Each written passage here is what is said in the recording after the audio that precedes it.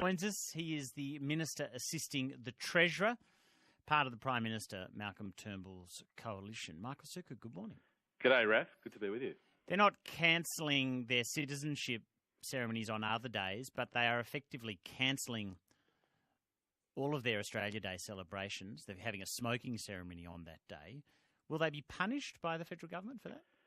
Well, look, Raf, it's not my portfolio, but my instinct would be I hope they do. I don't think...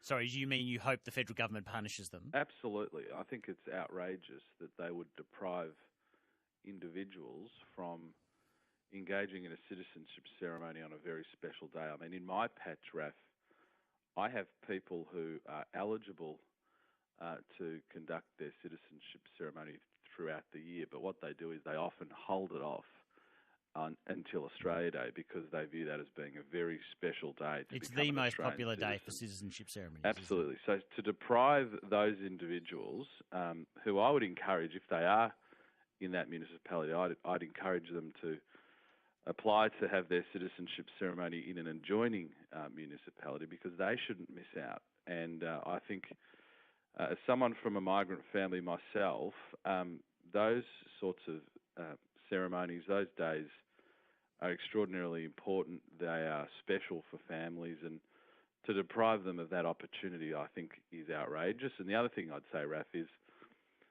to those councillors who are trying to, I think, probably make a name for themselves on the national stage, if you want to make those sorts of points that aren't involved with rates, roads or rubbish, go and get yourself elected to federal parliament and go and push those causes. But the ratepayers of that local government area don't need their councillors engaging in these sorts of political stunts which are nothing to do with the core activities of that council. Can I play you one of those councillors? She is the councillor actually who put up the motion.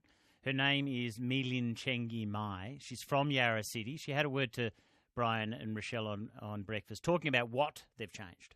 Would stop referring to January 26th as Australia Day and would just refer to it as the 26th of January. We would stop holding citizenship ceremonies on January the 26th, along with our award ceremonies at council, and we'll also join the Change the Date campaign.